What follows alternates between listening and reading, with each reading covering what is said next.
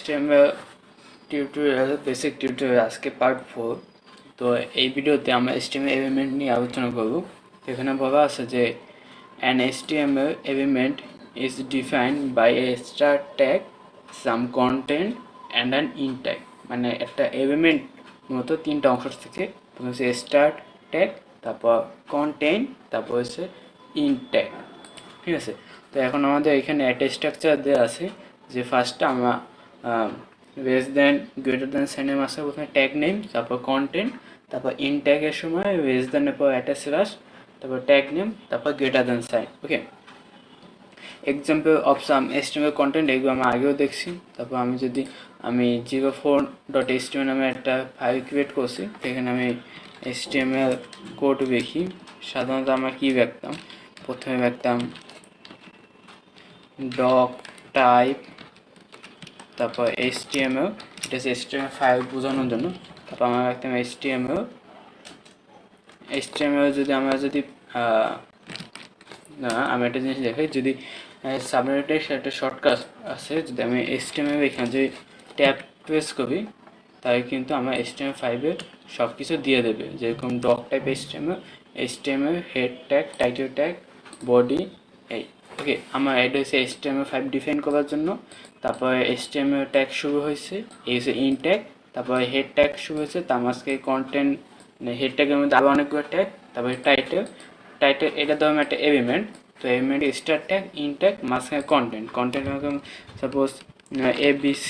ওকে, আবার যদি head tag, এটা যদি আমি যে একটা এলিমেন্ট হিসেব করি, তো এটা হচ্ছে স্টার্ট, এটা হচ্ছে ইন, আর এটার ভিতরে যা যা থাকবে সব কিছু এটা কন্টেন্ট হিসেবে ইউজ হবে। আমি যদি এটা সেভ করি, আমি যদি রান করি, তাই যে ABC আসবে। ওকে, তারপর প্যারাগ্রাফ ট্যাগ আমি হেড ট্যাগ, হেডলাইন আর প্যারাগ্রাফ আমি ইউজ করতে পারি। যেরকম হেড ট্যাগে আমি দিলাম যে HTML টিউটোরিয়াল। ওকে, তারপর পি ট্যাগে দিলাম this is a demo paragraph. Okay, আর যদি রিফ্রেশ দিই, তো আমার এখানে হেড ট্যাগ আর হেডলাইন আর প্যারাগ্রাফ ট্যাগ আমাদের ইউজ হয়েছে। আমাদের লক্ষ্য করি এই এলিমেন্টটা, এইটুকু হচ্ছে হেড ট্যাগ, মানে এইটুকু হচ্ছে স্টার্ট ট্যাগ, এরপর এইটুকু হচ্ছে কন্টেন্ট, আর এরপর এইটা হচ্ছে যে আমাদের in tag.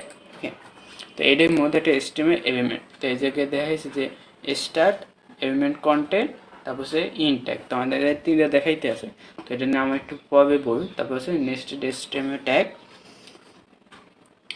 HTML elements can be nested, that means that element contain other content। মানে একটা এলিমেন্ট একটা এলিমেন্টে কন্টেইন করতে পারে। যেরকম আমরা দেখতে পাবি যে এই যে HTML, এই ট্যাগটা, মানে এই এলিমেন্টের মধ্যে এই সব এলিমেন্টগুলো ও রাখতে পারতেছে। আবার হেড এলিমেন্টের মধ্যে ও আরেকটা ট্যাগ নিতে পারতেছে, মানে ও একটার মধ্যে চাইবে অন্যান্য ট্যাগগুলো ইউজ করতে। যেরকম হেড ট্যাগের মধ্যেও, মানে বডি ট্যাগের মধ্যে আমরা হেড আর প্যারাগ্রাফ এই দুটো ট্যাগ ইউজ করতে পারতেছি। প্যারাগ্রাফ ট্যাগের মধ্যে আমরা স্ট্রং, তারপর আরও অনেক ট্যাগ ইউজ করতে পারবো। মানে একটা ট্যাগের মধ্যে আরেকটা ট্যাগ ইউজ করা যাইবে, এটির মধ্যে বোঝা হয়েছে। অল HTML ডকুমেন্ট কন্টেন্স অফ নেস্টেড HTML এলিমেন্টস, এখানে বলা আছে। তারপর এক্সাম্পল, তো এক্সাম্পল আমরা দেখলাম। তারপর আছে নেভার স্কিপ ইন ট্যাগ। আমাদের ইন ট্যাগ স্কিপ করে আমাদের সমস্যা দেখা যেতে পারে। যেরকম আমি যদি এটা কপি করি, ওকে, আমি এই বডির মধ্যে পেস্ট করে দিই। আমি আগে দেখি এটা যদি ঠিকঠাক হইতো তাহলে কেমন হইতো, যে ইন্ড আমরা করতাম। ওকে, আমি সেভ করি। এখন আমি যদি রিফ্রেশ করি, তাহলে দিস ইজ এ প্যারাগ্রাফ। ওকে, আমি যদি আগের অবস্থা নেই, তারপর যদি রিফ্রেশ দিই, এখন কোনো ইফেক্ট ফেলতে আছে না। ওকে, এটা এখন হইতেছে, কিন্তু ক্ষেত্র বিশেষে এটা সমস্যা দিতে পারে। যেরকম আমি যদি এখানে এটা যদি H1 হইতো, আমি যদি এখন যদি রিফ্রেশ দিই,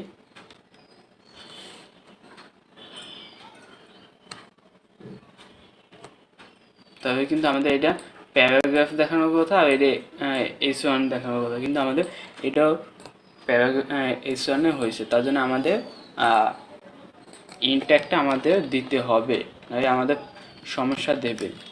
ওকে, তো আমি ঠিকঠাক করলাম। এরপর আছে যে কিছু কিছু ট্যাগ আছে যেগুলো এমটি এস্টিমেট, যে এর কোনো ইন্ট ট্যাগও লাগে না আর এর কোনো কন্টেইনও লাগে না।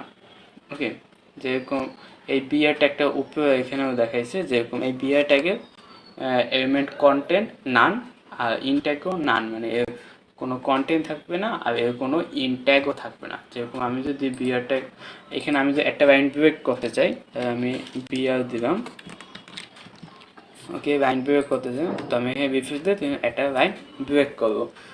ওকে, তো এটা কিন্তু আবার কোনো ইন ট্যাগ নাই, এর কোনো ইন ট্যাগ নাই।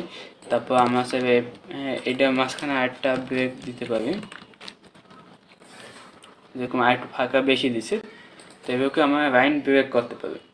আর আরেকটা কথা যে HTML কেস সেন্সিটিভ না। কেস সেন্সিটিভ মানে হচ্ছে যে আমার যদি যে জায়গায় ক্যাপিটাল লেটার সেখানে আমি যদি স্মল লেটার ইউজ করি অথবা স্মল লেটার জায়গায় ক্যাপিটাল লেটার ইউজ করি, তার কোনো সমস্যা হবে না।